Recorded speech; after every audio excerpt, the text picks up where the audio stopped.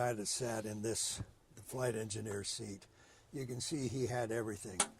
He could do things that the pilots couldn't do at all. An example of that is if we had an engine failure, he's the one that could feather the engines. Pilots couldn't do that. He had mixture controls. His throttles were primary. And really? In fact, when we would get onto the runway, the standard thing was the aircraft commander would yell back to the flight engineer, and he'd yell, "Cow flaps." And he would adjust the cow flaps to the takeoff position. He'd say, "Cow flap set." And the aircraft commander would yell, "Max power," and he would set the power. Ooh. So Busy guy. So he had all that to do. He could transfer fuel. And these were some of his fuel controls here. He had heating and air conditioning. This, by the way, was not the first airliner to be pressurized, but I think Boeing made one. I can't remember its designation, but they only made 10 of them. So it never, the flying public never knew what it was like to fly in a pressurized airplane until they flew in this one. Wow. And then they got used to being up above the weather, you know. How many engineers did you? How many engineers? Yeah. Two. Okay. One to do the deed and one to be ready to go, okay. you know, when his 2 hours Okay. were up. He also had fire suppression. As I'd already said, pressurization. Back here was a lever that was right down at the bottom. Behind that was the fuel dump lever.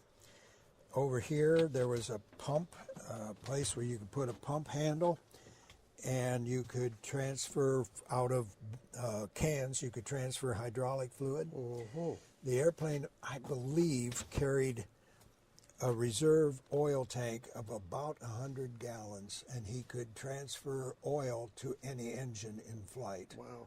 There was one flight where I was coming back to McClellan from Florida, and we were, instead of figuring fuel endurance, we were figuring oil endurance.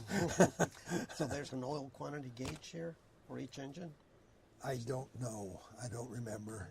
Probably, but I don't know it. Yeah. I don't know. I couldn't point it to There's you. a hydraulic reservoir. Yeah, So there's gotta This thing right here was the propellers in sync, and there was a button down here.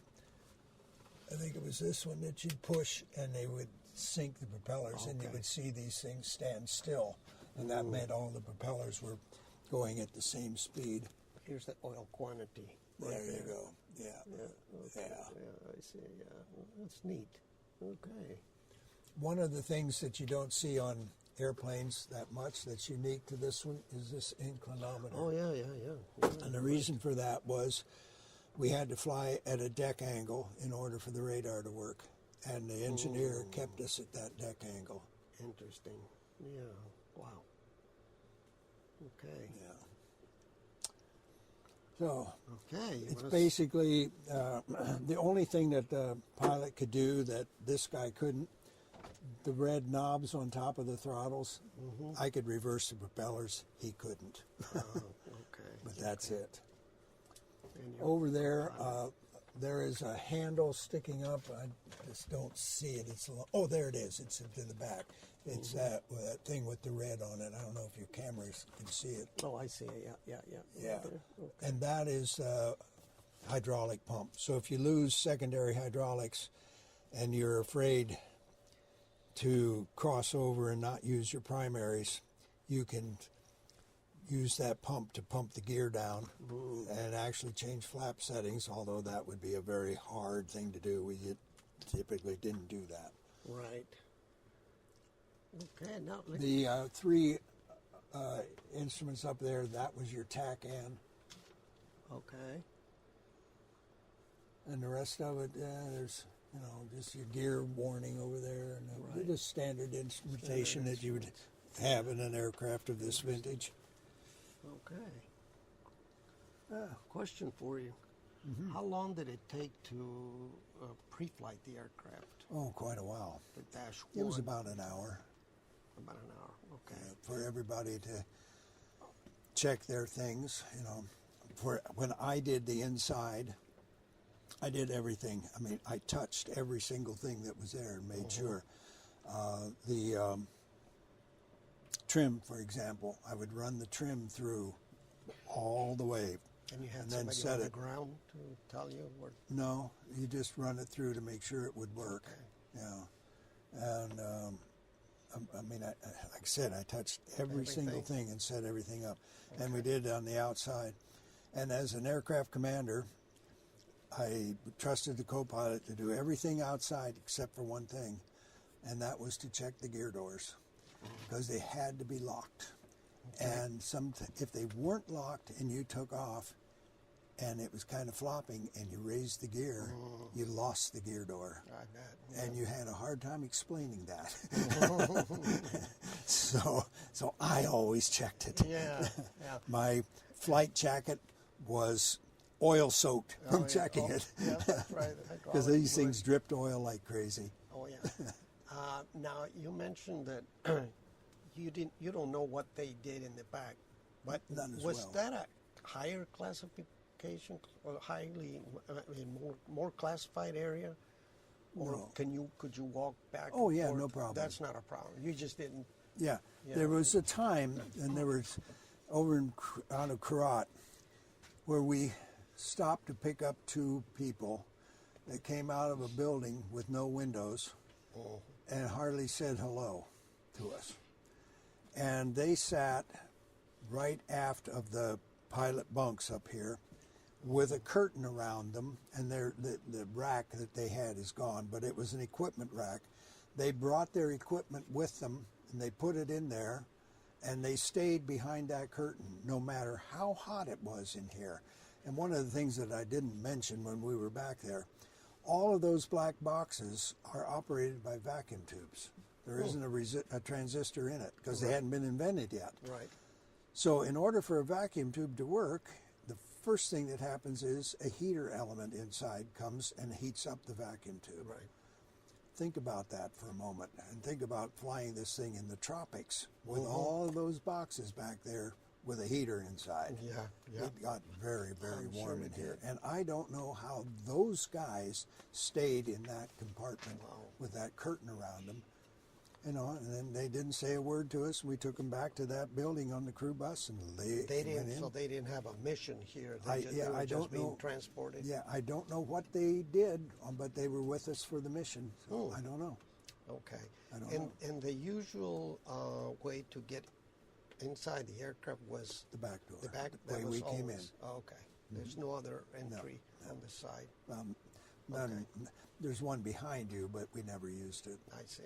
We didn't put anything up to it. There's always a stairs like we have here. Right. That went up there. And Except sometimes when we were in the ice up in Iceland, it was so slippery that you couldn't put one of those stands up there.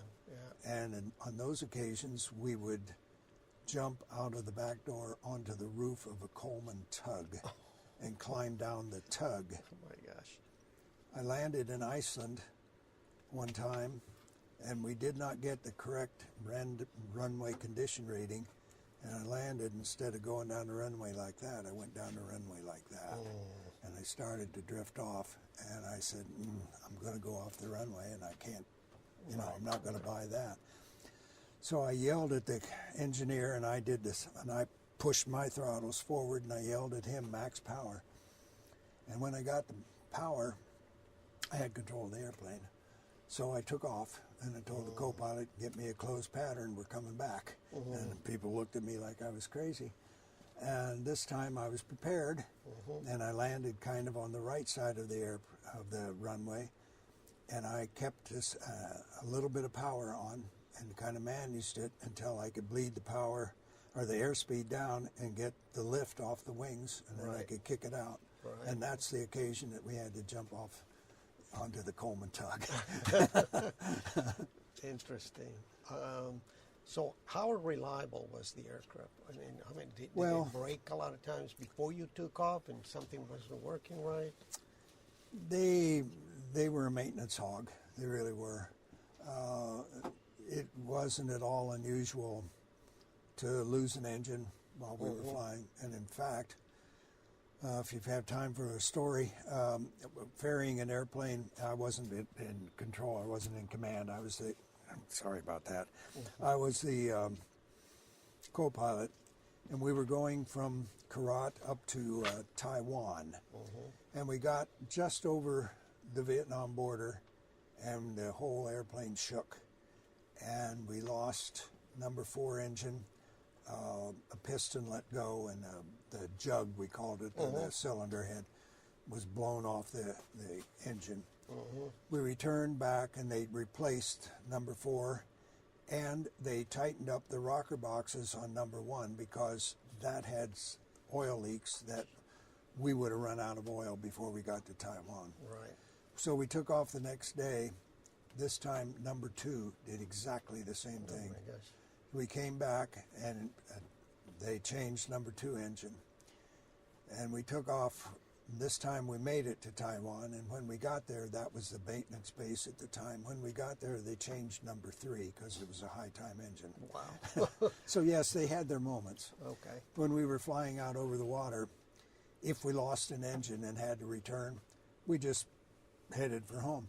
Right. And we didn't say anything until we got to Sacramento approach, and we'd say, by the way, we're on 3 engines, so we need the fire trucks to come out. So we wouldn't declare an emergency until we were talking to approach. Yeah, yeah. Center never knew.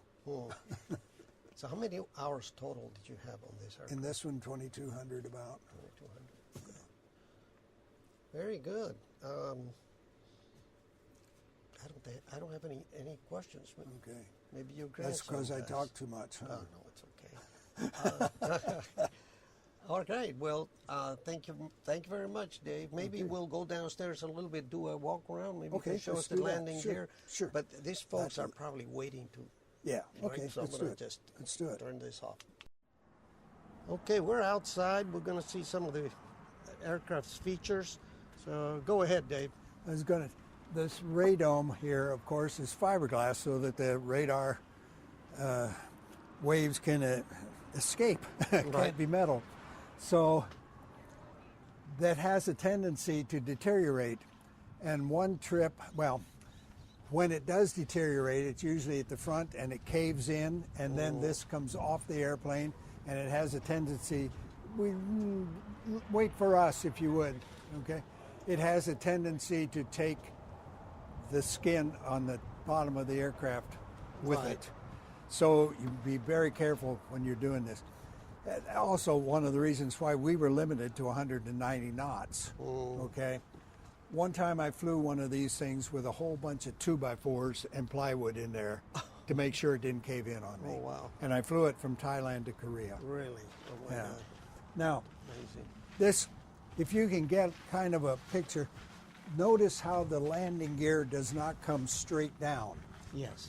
It kind of angles. So I'll get on this side. So it's really a walking gear is what it is, because it will go straight like this. So when you're taxiing this thing and you put the brakes on real hard, this stops, the airplane keeps going, and you raise up. And that's what's known as on the step. So when we would go do our run-ups, we would stop by applying a whole bunch of power, and we would stop up on the step.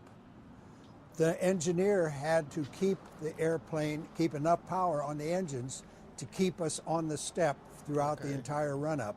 So if he had to take them down to idle, he only took 2 of them down to idle and kept the other 2 up. Right, right. When he was all done with that, then he would tell us that, then I would say pilot's throttles, and there was a technique of pulling the throttles back and releasing the brakes at exactly the right time so that the gear went back to this forward position, the airplane didn't move, and not one drop of coffee was spilled. And if you could do that, you were a good Connie pilot. Yeah, good. Now, you said something about the landing gears have to be locked or before takeoff, or I don't They remember. got this up here. I can't see it with this here. And my eyes are getting. It was these back here.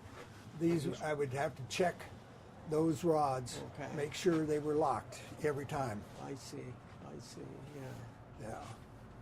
And made sure that this was not flopping in the breeze. Yeah, exactly. Yeah. Otherwise, you would lose the door because Yeah. the gear went up. Okay. Very good.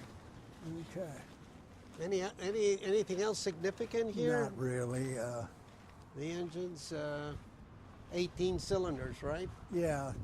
Oh, you know what? Yeah, since you're here, take a look at this. There are 18 cylinders, but there's only 3 exhaust stacks. So what happened was the exhaust gases would go through a power recovery turbine, PRT.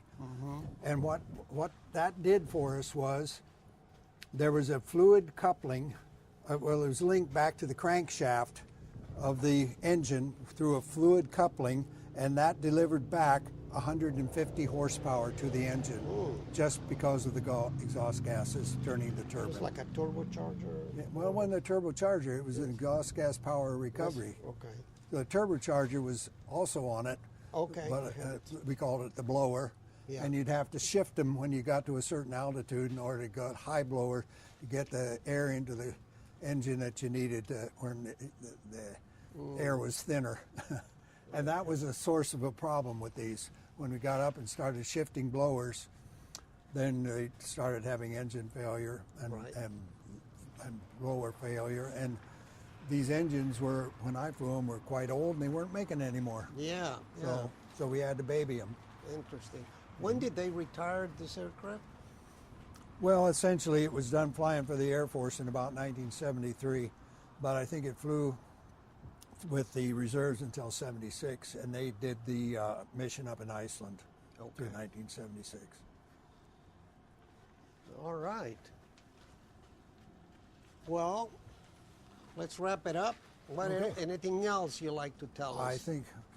I think I've already told you more than I know. Yes, you have. And I just want to thank you. It's been wonderful. It's been good. And I'm sure we'll see you at the next open cockpit, right? I hope so. Yeah. I hope so. Okay. Well, thank you, Dave.